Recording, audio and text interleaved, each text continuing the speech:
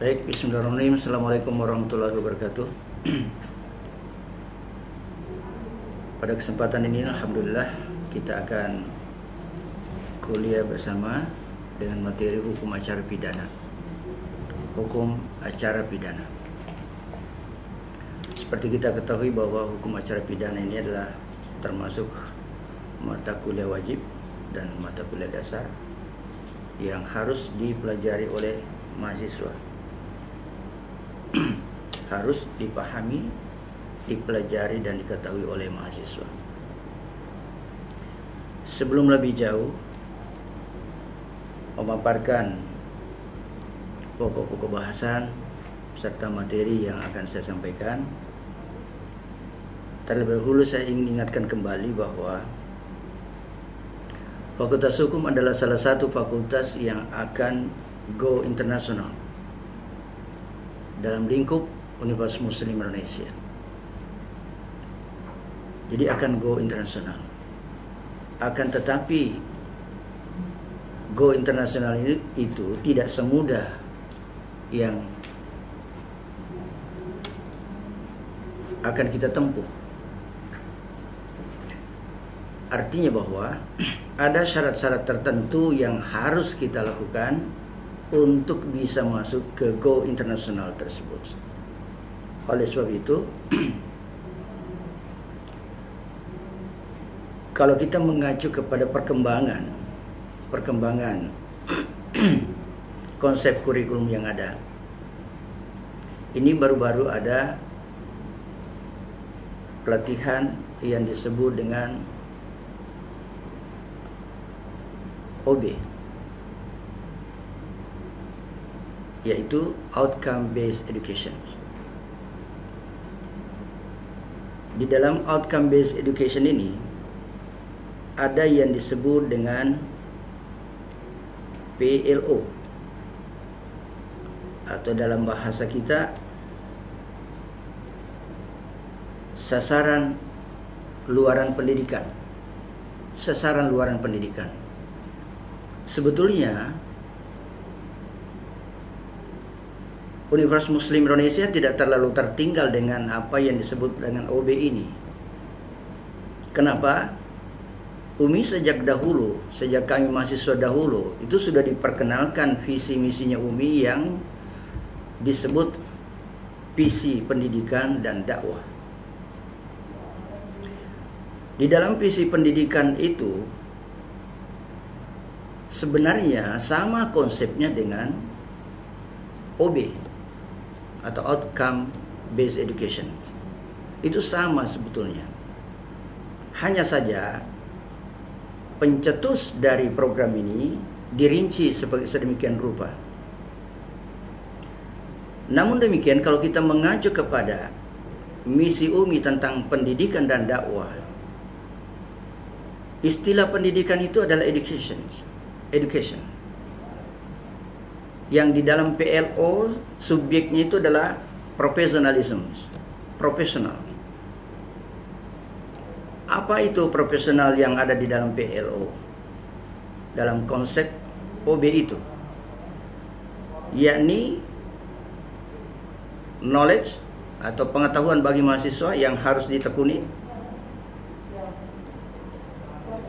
Kemudian skill umum dan skill khusus. Kemudian attitude, sikap. Ini juga ada di dalam konsep UMI yang disebut dengan visi pendidikan dan dakwah itu. Hanya saja memang kitalah para dosen untuk menjabarkan ini. Penting untuk menjabarkan bagaimana memberikan pendidikan dan dakwah. Dakwah itu sebetulnya bukan hanya sekedar kita berbicara tentang agama, akan tetapi meluruskan mahasiswa itu kepada jalur yang benar ketika kita memberikan pendidikan. Itu juga masuk dalam kategori berdakwah. Jangan dibiarkan misalnya mahasiswanya plagiat, sudah ketahuan bahwa plagiat tapi kita biarkan, itu tidak berdakwah namanya. Contoh-contoh yang seperti itu yang sebenarnya masuk dalam kategori berdakwah. Ini pun juga mengarah kepada suatu profesionalisme yang menjadi subjek dari PLO itu tadi.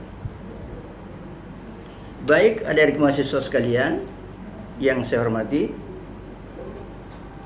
untuk hukum acara pidana ini, ya, saya terlebih dahulu memaparkan atau menyampaikan pokok-pokok bahasan.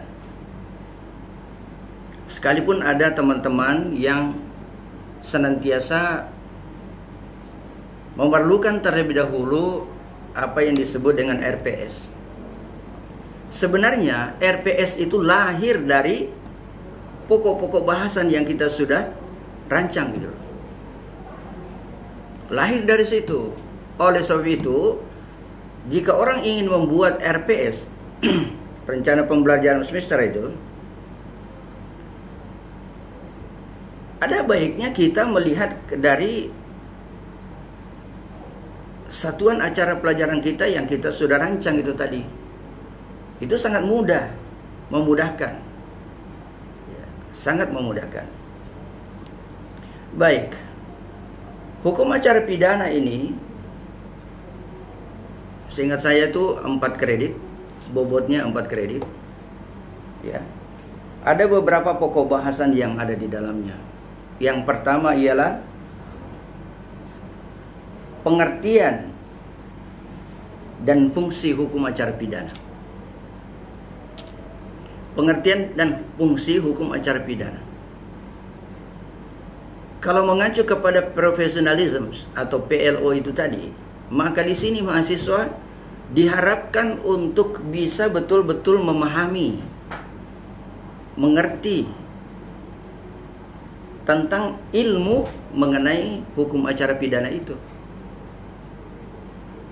Nah, harus betul-betul dia mengerti tentang ilmu dari hukum acara pidana tersebut. Ya. Termasuk juga di dalamnya adalah fungsi dan tujuan hukum acara pidana itu apa.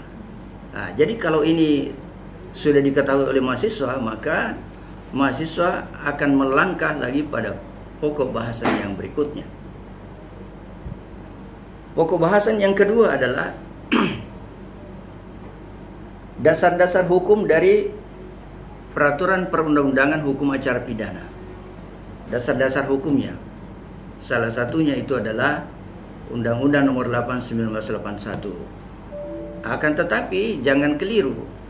Karena hukum acara pidana itu sebagai hukum formil tidak bisa dipisahkan dengan hukum pidana material. Dengan demikian, ketika kita mempelajari dasar-dasar hukum dari hukum acara pidana, maka kita pun harus juga memahami tentang hukum pidana material, baik yang terdapat di dalam KUHP maupun yang tersebar di luar KUHP. Jadi hukum pidana material yang ada di dalam KUHP, ya, maupun yang terdapat di luar KUHP itu sendiri. Setelah itu, ya mohon maaf, pentingnya mempelajari dasar hukum ini itu agar supaya kita senantiasa berdasar kepada aturan-aturan yang berlaku. Karena kenapa? Hukum acara pidana itu hanya bisa dijalankan berdasarkan kekuatan perundang-undangan. Sekali lagi, hukum acara pidana itu hanya bisa dijalankan berdasarkan kekuatan perundang-undangan yang ada. Begitu, ya. Saudara mahasiswa, adik-adik mahasiswa sekalian yang saya hormati, setelah mempelajari dasar hukum itu tadi, maka kita masuk kepada apa yang disebut dengan azas-azas hukum acara pidana. Jadi apa yang disebut dengan azas-azas hukum acara pidana atau prinsip-prinsip dasar yang ada di dalam hukum acara pidana. Di sini mahasiswa diharapkan atau diharuskan untuk mengerti bagaimana prinsip-prinsip dasar yang ada di dalam hukum acara pidana itu. termasuk diantaranya misalnya asas legalitas, asas oportunitas, dan seterusnya dan seterusnya. Semua itu merupakan hal yang harus dimengerti dan dimiliki ilmunya oleh mahasiswa ketika dia mempelajari hukum acara pidana. Pokok bahasan berikutnya adalah wewenang peradilan atau biasa disebut dengan kompetensi. Kompetensi peradilan ini ada dua bentuknya. Ada kompetensi absolut, ada kompetensi relatif. Kompetensi absolut itu adalah suatu lembaga peradilan yang menangani hanya perkara tertentu.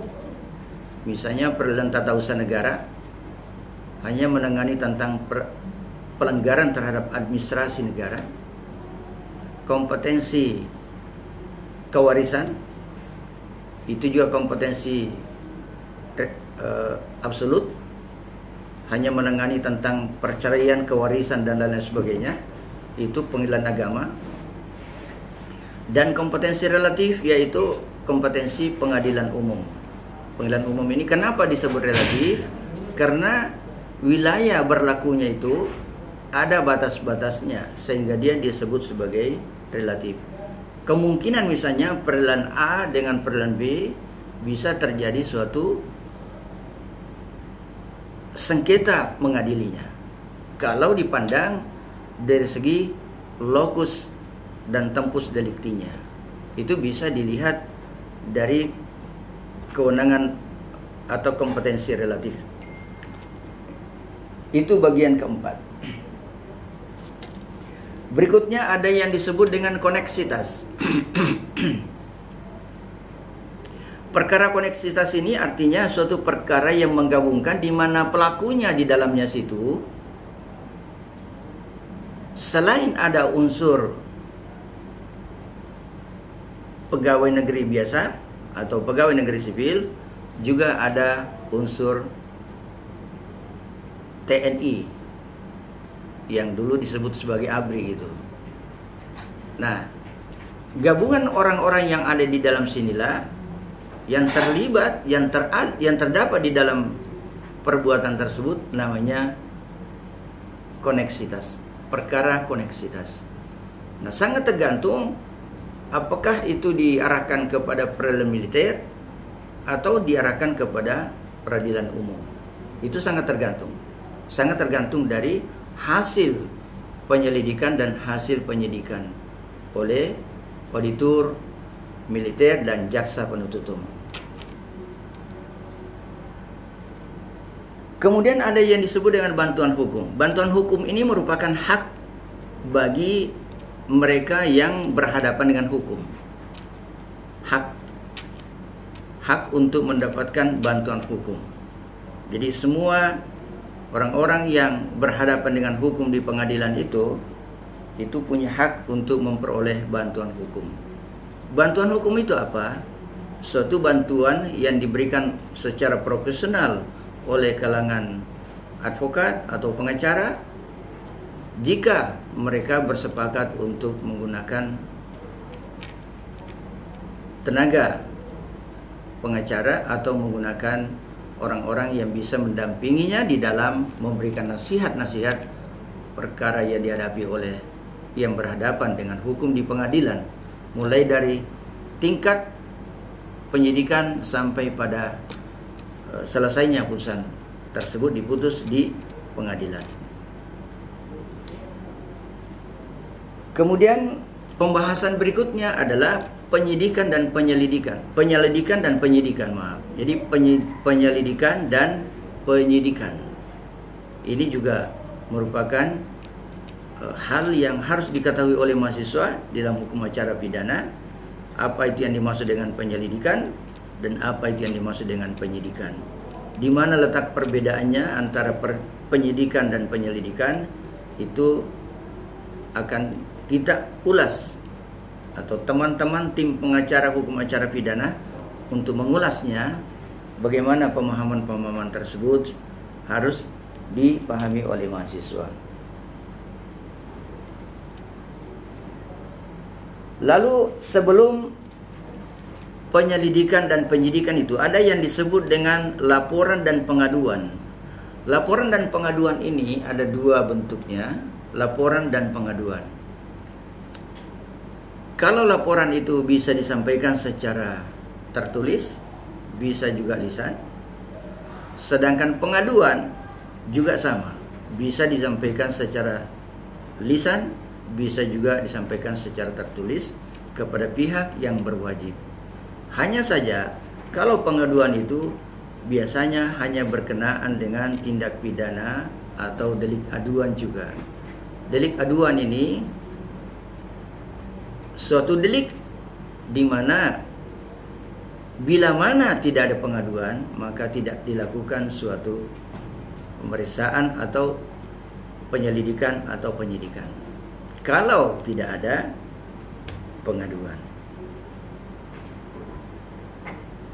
Saudara mahasiswa, ada anak-anak mahasiswa yang saya hormati. Setelah itu ada yang disebut dengan penangkapan dan penahanan. Penangkapan dan penahanan ini bisa kita baca di dalam mulai dari pasal 21 dan seterusnya itu syarat-syarat seseorang ditangkap. Ada yang disebut dengan ini yang ramai di koran sekarang atau di mass media itu ada yang namanya OTT oleh KPK ya. Itu penangkapan. Penangkapan itu punya ketentuan juga, ada syarat-syaratnya. Harus ada surat pemberitahuan. Terkecuali jika yang ditangkap itu dalam keadaan tertangkap basah, yang oleh KPK diistilahkan sebagai OTT. Demikian juga halnya dengan penahanan, itu ada syarat-syaratnya. Ya, ada syarat subjektif dan ada syarat objektif. Seseorang bisa ditahan jika memenuhi syarat-syarat tersebut, dan bisa pula orang tersebut bermohon untuk berhak untuk tidak ditahan atau yang biasa disebut dengan penangguhan. Itu sangat tergantung dari orang yang memberikan bantuan hukum tadi, atau sangat tergantung kepada yang bersangkutan apakah dia bermohon mengenai hal itu atau tidak. Itu pembahasan bagian pertama sebetulnya itu. Pembahasan bagian pertama dari hukum acara pidana. Dan kalau ini dilakukan dan mahasiswanya mempelajarinya dengan baik, maka insya Allah mahasiswa akan masuk dalam kategori bisa menemukan ilmunya itu tadi, yang disebut dengan misi pendidikan dan dakwah oleh Universitas Muslim Indonesia. Jadi saya menyatakan bahwa sebetulnya Universitas Muslim Indonesia itu tidak terlalu tertinggal dengan konsep-konsep pembaharuan dalam sistem pendidikan, termasuk OB itu tadi. Kenapa? Karena dari awal UMI sudah mencanangkan seperti itu. UMI sudah mencanangkan. Hanya saja memang penting artinya bagi kita semua satu langkah untuk mewujudkan apa yang disebut dengan pendidikan dan dakwah itu. Yang saya contohkan tadi, kalau misalnya mahasiswanya keluar dari sistem yang ada, seperti misalnya jangan memplagiat atau salah di dalam mengutip dan sebagainya, kita memberikan penjelasan kepadanya. Itu juga masuk dalam kategori berdakwah dalam dunia pendidikan. Jadi bukan hanya dakwah yang kita sebut seperti misalnya hanya mengajak mereka sholat dan sebagainya, bukan begitu. Berdakwah di sini memberikan pendalaman ilmu kepada mahasiswa, itu juga masuk dalam kategori berdakwah. Itu menurut saya. Ya. Itu menurut yang saya pahami. Ya. Baik. Selanjutnya, pokok bahasan itu berikutnya adalah surat dakwaan dan penuntutan. Nah, di sini mahasiswa harus diberikan pengertian supaya dia memperoleh ilmunya. Bagaimana itu yang dimaksud dengan surat dakwaan? Apa itu surat dakwaan? Ada berapa macam surat dakwaan? Bagaimana kaitannya antara surat dakwaan dengan jaksa penuntut umum? Ya. Bagaimana kaitannya dengan itu? Nah, oleh sebab itu, sebelum ada yang disebut dengan pra penuntutannya. Jadi sebelum surat dakwaan itu dibuat, ada yang disebut dengan pra penuntutan. Pra penuntutan ini suatu langkah yang ditempuh oleh jaksa penuntut umum untuk memberikan masukan-masukan atau memberikan catatan-catatan kepada penyidik tentang hasil penyidikannya atau berita acara penyidikannya, pemeriksaannya, bila mana dipandang ada hal-hal yang masih kurang. Bila mana ada hal-hal yang dipandang masih kurang. Ya, itu jaksa penuntut umum memberikan catatan mengenai hal itu. Memberi catatan mengenai hal itu. Nah, kekurangan-kekurangan itu dijelaskan oleh jaksa penuntut umum dalam catatan tersebut. Ya. Dan wajib hukumnya bagi penyidik untuk melengkapi bila mana ada petunjuk dari jaksa penuntut umum.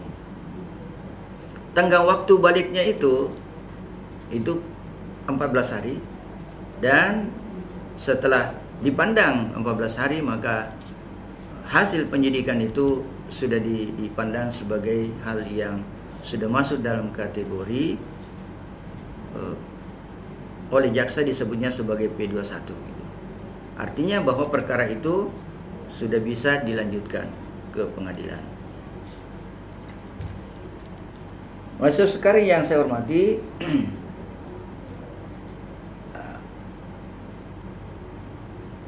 setelah penuntutan, surat dakwaan dan penuntutan, maka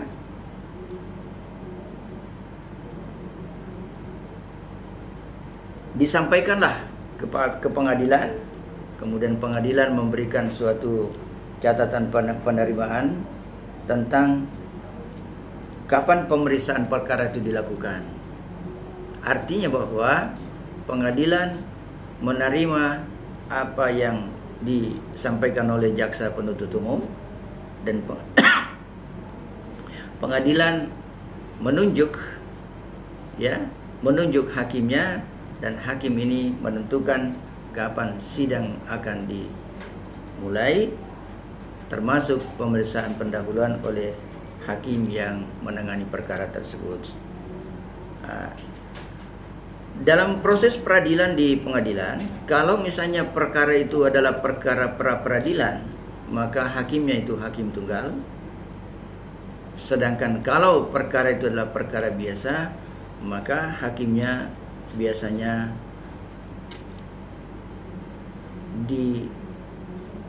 diampu oleh 3 orang. Ada namanya hakim ketua dan hakim anggota. Nah, pra-peradilan sebetulnya hakim tunggal, bukan hanya pra-peradilan saja yang hakimnya hakim tunggal, tapi juga perkara anak. Perkara anak pun juga hakimnya adalah hakim tunggal. Lalu setelah dilakukan, sudah ditentukan bahwa kapan persidangannya, katakanlah persidangan berlangsung begitu, maka ada yang disebut dengan alat-alat bukti dan barang bukti. Ada yang disebut dengan alat-alat bukti dan barang bukti. Ini ada yang mahasiswa harus memahami ada berapa alat bukti yang diatur dalam hukum acara pidana dan apa perbedaannya dengan barang bukti. Apa perbedaan antara alat bukti dan barang bukti. Kemudian kita akan masuk, atau tim pengajar akan memasuki materi berikutnya yang disebut dengan pembuktian yang dipandu oleh beberapa teori pembuktian.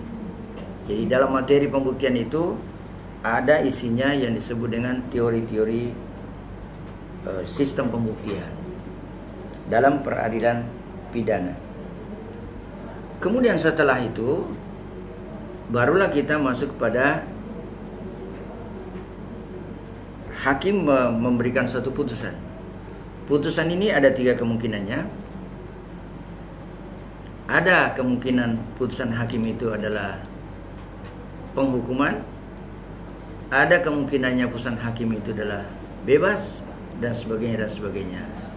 Ada juga kemungkinannya putusan hakim itu adalah putusan yang bersyarat, putusan bersyarat atau pidana bersyarat. Nah, dari putusan hakim tersebut dan jenis-jenisnya tadi itu, putusan hakim dan jenis-jenis putusan tersebut, kalau misalnya dia sudah ingkrah, barulah dilaksanakan atau dilakukan suatu eksekusi.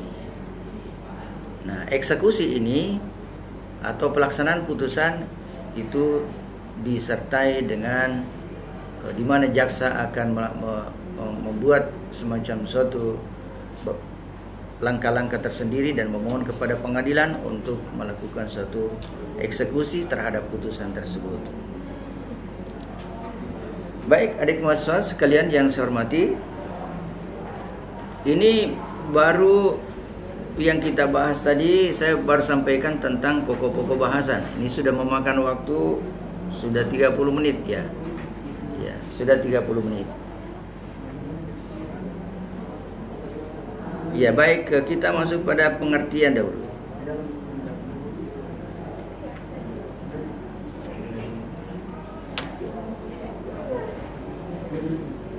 Nah, apa yang dimaksud dengan hukum acara pidana? Seperti yang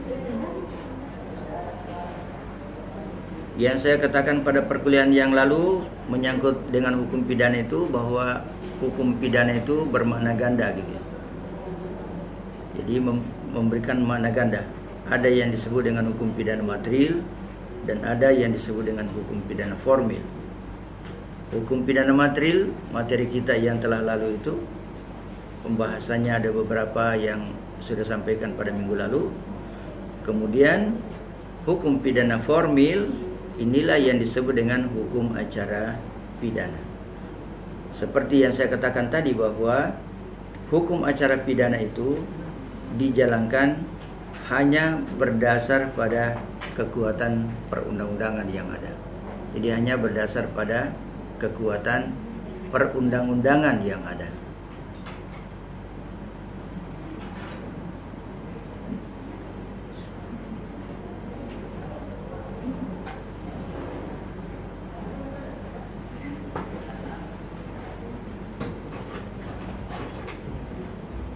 Baik, kita masuk kepada materi yang pertama tadi tentang pengertian hukum acara pidana.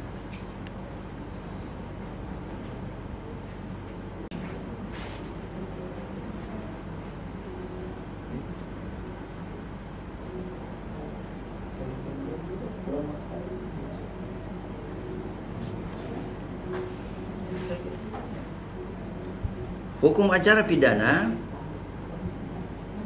dalam berbagai buku yang kita baca, misalnya bukunya Andi Hamzah, ada bukunya Andi Zainal Abidin Farid, ada bukunya Profesor Mr. Ruslan Saleh, dan ada juga bukunya Yahya Harahap. Anda boleh memilih buku-buku tersebut. Apakah saudara mau menggunakan bukunya Pak Andi Hamzah, ya, tentang hukum acara pidana, atau mungkin Anda mau membaca bukunya Profesor Andi Zainal Abidin Farid. Di situ beliau menggabungkan beberapa pembicaraan baik hukum pidana formil maupun material. Ada juga bukunya Profesor Ruslan Saleh. Memang nyata-nyata beliau ini membahas tentang bagaimana hukum acara pidana berlangsung. Kemudian ada juga bukunya Yahya Harahap yang terdiri dari 2 jilid. Ada buku pertama dan buku kedua. Beliau juga membahasnya dengan tuntas menyangkut masalah hukum acara pidana tersebut. Nah, dalam buku itu, kalau kita lihat istilah yang ada atau hukum acara pidana ini, biasa juga disebut dengan strafvordering, have Allen's blood on the which beats the wet for Zains. Ya. Itu diartikan sebagai hukum acara pidana hanya bisa dijalankan berdasarkan kekuatan undang-undang, atau beats the bed for Zains. Ini boleh kita temukan di dalam yang buku-buku yang saya bilang tadi, ya. Nah, sebenarnya hukum acara pidana ini itu pasangannya dengan, tadi saya bilang, berpasangan dengan hukum pidana material. Berpasangan dengan hukum pidana material. Ya, terutama ketentuan yang berkaitan dengan azas legalitas. Berkenaan dengan azas legalitas. Ya. Nah, suatu ketentuan yang menyatakan bahwa tidak ada satu perbuatan pun yang dapat dipidana jika tidak diatur di dalam undang-undang hukum pidana terlebih dahulu, atau tidak ada satu orang pun yang dapat dipidana jika tidak memiliki kesalahan yang diatur di dalam perundang-undangan yang ada, ya. Atau tidak ada satu pidana jika tidak diatur terlebih dahulu di dalam undang-undang hukum pidana. Itulah hukum pidana material yang mencantumkan azas legalitas. Azas yang menunjukkan bahwa semua perbuatan itu semua perbuatan seseorang harus terlebih dahulu tercantum di dalam ketentuan perundang-undangan atau undang-undang hukum pidana, barulah bisa dinyatakan atau dapat dituntut berdasarkan hukum acara pidana, atau dapat diperiksa berdasarkan hukum acara pidana. Apakah itu pemeriksaannya memulai dengan adanya suatu laporan? Apakah pemeriksaan itu memulai dengan adanya suatu pengaduan? Ataukah dimulai dengan adanya suatu indikasi tangkap tangan gitu, atau ada suatu bukti permulaan yang cukup gitu? Maka dimulailah suatu penyelidikan dan penyidikan. Nah, disinilah berlaku yang disebut dengan asas legalitas itu tadi. Kita bisa melihat bagaimana keterkaitan antara hukum pidana formil atau yang disebut dengan hukum acara pidana dengan hukum pidana material yang kita sebut tadi straf vordering. Straf vordering itu adalah tuntutan pidana sebetulnya. Tuntutan atau perbuatan yang dapat dituntut dengan hukum pidana. Nah, saudara, berkenaan dengan asas legalitas itu, saya perkenankan untuk membaca pasal 1 KUHP, ya. Di pasal 1 KUHP itu Anda boleh membacanya, jangan sampai copy paste, ya. Bacalah gitu. Ya. Jadi kalau Anda mau menjadi profesionalism, ya, seperti tuntutan dari PLO itu tadi, atau tuntutan dari visi misi UMI tentang pendidikan dan dakwah, maka Anda harus membaca. Al-Quran meminta kita untuk membaca. Kalau tidak membaca, tidak akan mungkin bisa mendapatkan ilmunya. Kalau tidak membaca, tidak akan mungkin bisa bagaimana cara mengertinya. Kalau tidak membaca, bagaimana Anda bisa menelusuri pemahaman-pemahaman yang seharusnya Anda harus dalami sebagai suatu ciri dari profesionalisme. Itu, ya. Oleh sebab itu saya menyarankan kepada saudara agar supaya membacalah. Bacalah, ya. Al-Quran meminta untuk kita membaca, apalagi Anda berada di dalam sebuah lembaga yang disebut dengan Universitas Muslim Indonesia. Nah,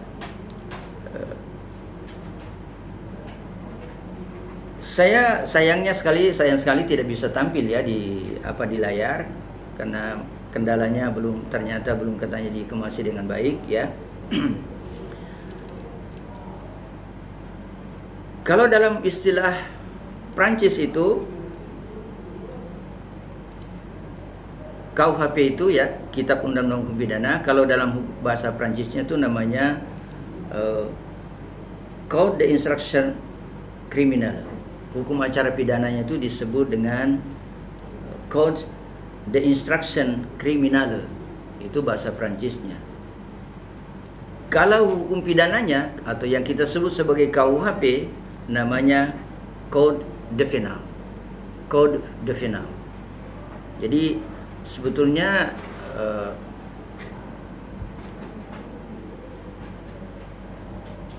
KUHP yang kita pelajari sebetulnya itu sebetulnya awalnya berasal dari Prancis.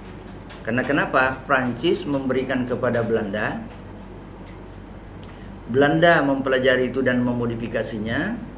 Kemudian Belanda melakukan suatu konkordansi dan disampaikan ke Indonesia, dan Indonesia pula melakukan suatu konkordansi terhadap KUHP yang dibawa oleh orang Belanda tersebut, yang biasa disebut dengan Wetboek van Strafrecht. Jadi Wetboek van Strafrecht itu dari bahasa Belandanya. Kalau tadi bahasa Perancisnya itu adalah Code de Venal, ya. Wet, jadi buku perundang-undangan hukum pidana.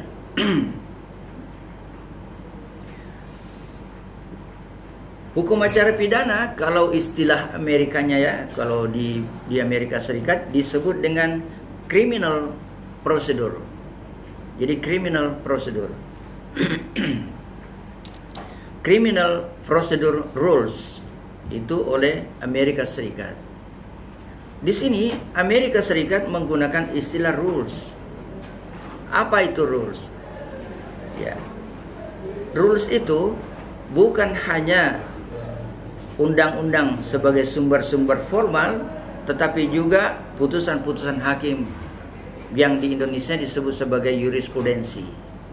Jadi putusan hakim itu kalau di Indonesia namanya jurisprudensi, ya. Tapi putusan hakim ini diambil sebagai rujukan oleh hakim yang lain untuk memutus perkara di mana perkara tersebut sama konteksnya dengan perkara yang sudah diputus oleh hakim terdahulu.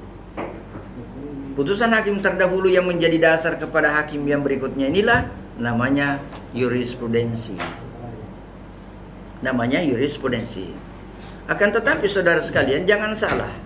Jangan salah. Istilah jurisprudensi kalau di barat itu namanya ilmu hukum. Kalau barat, termasuk diantaranya adalah negara-negara Anglo-Saxon seperti Amerika Serikat, Australia, New Zealand dan lain sebagainya.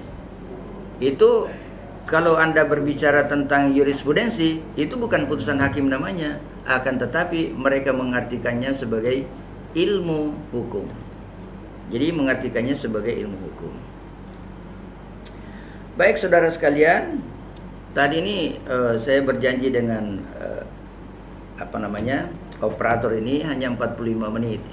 Ini masih kurang 5 menit lagi, ya. Ya, sayang sekali kalau lewat di YouTube ini tidak ada diskusi, ya. Seandainya ada, wah, menarik sekali. Nah, itu saudara. Itu sebabnya Amerika Serikat menggunakan istilah rules, criminal procedure rules. Itu Amerika Serikat. Tadi saya katakan dia menggunakan istilah rules. Rules itu peraturan-peraturan, bukan hanya perundang-undangan saja, akan tetapi juga mengacu kepada putusan hakim, ya. Jadi hakim-hakim yang memutuskan itu. Yang mana di Indonesia itu kalau jurisprudensi namanya putusan hakim juga. Tetapi kalau di barat, terutama dengan negara-negara Anglo-Saxon itu namanya ilmu hukum. Lalu dalam perkembangan yang ada, dalam perkembangan sistem peradilan di Indonesia khususnya yang ada sekarang ini berkenaan dengan hukum acara pidana, muncul beberapa istilah baru, yaitu ada yang disebut dengan criminal justice system. Jadi ada yang disebut dengan criminal justice system dan integrated criminal justice system. Jadi criminal justice system ini adalah suatu sistem peradilan pidana, gitu. Sistem peradilan pidana namanya. Kalau Integrated Criminal Justice System itu yaitu suatu sistem peradilan pidana yang terintegral, ya, suatu peradilan pidana yang terintegral. Ada integrasi, ada terjadi suatu koherensi atau hubungan timbal balik antara lembaga yang satu dengan lembaga yang lain yang mengikat, tetapi bukan sebagai underbow, bukan struktural, bukan, tetapi dia hanya hubungan integral, hubungan sistem, ya. Jadi bukan antara bawahan dengan atasan, bukan. Itu namanya Integrated Criminal Justice System. Nah, istilah-istilah baru berkembang sekarang. Nah, adik-adik mahasiswa, anak-anakku semua mahasiswa harus bisa memahami yang seperti ini agar supaya tidak membingungkan. Artinya Anda tidak bingung di dalam penemuan istilah-istilah tersebut. Nah,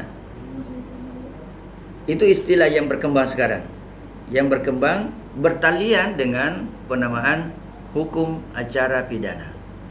Jadi bertalian dengan penamaan hukum acara pidana. Itu istilah. Kemudian tadi saya bilang straffordering. Straffordering itu disebut juga tuntutan pidana. Jadi kalau misalnya sudah dimasuk di dalam wilayah kejaksaan, maka kejahsaanlah yang berkenan untuk melakukan suatu straffordering. Straffordering. Jadi diajukan ke pengadilan, tentu dengan punya dasar dan sebagainya, minimal 2 alat bukti yang sah, ya, minimal 2 alat bukti yang sah. Apa itu alat bukti yang sah? Yaitu seperti yang diatur di dalam pasal 184 itu, ada 5 alat bukti yang ada di situ, dan Anda kalau misalnya dinyatakan sudah dinyatakan P21, maka dia minimal ada 2 alat bukti yang sah yang dipegang oleh jaksa penuntut umum untuk melakukan suatu straffordering atau penuntutan pidana. Ya. Kalau kurang dari situ, maka itu tidak bisa dilakukan. Namanya kurang bukti gitu.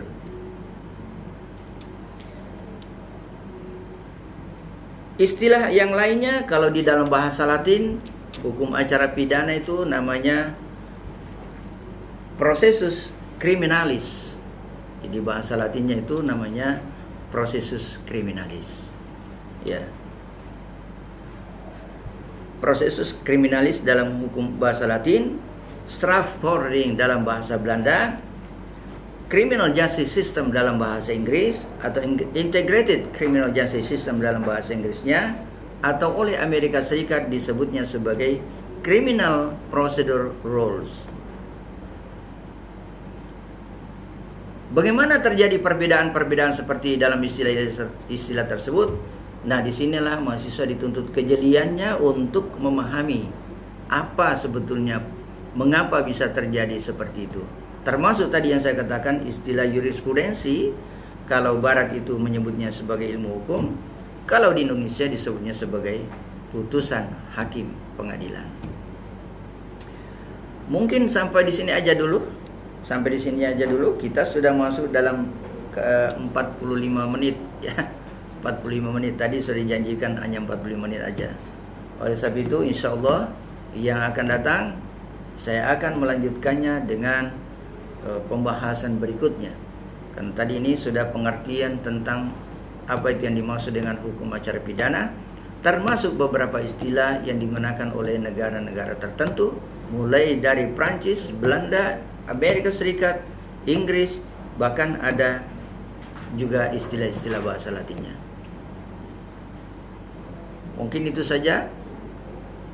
Juga kepada teman-teman tim pengajar hukum acara pidana, mohon maaf ya, sisa mungkin kita lanjutkan saja pembahasan itu tadi, supaya adik-adik mahasiswa ini punya pegangan.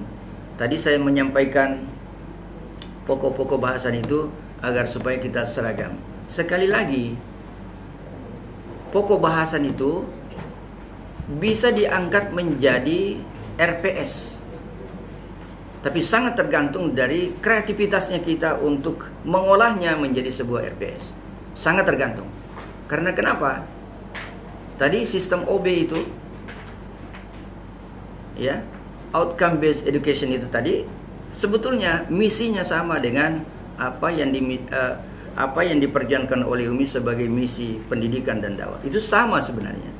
Hanya saja kitalah yang perlu menjabarkan di bawah bagaimana mengarahkan adik-adik ini itu supaya bisa menemukan suatu knowledge, menemukan suatu profesionalisme, menemukan suatu skill dan sebagainya, dan termasuk diantaranya adalah attitude atau sikapnya, jangan sampai dia menyimpang dari sistem pendidikan yang ada. Mungkin itu saja, lebih dan kurangnya mohon maaf. Terima kasih. Assalamualaikum warahmatullahi wabarakatuh.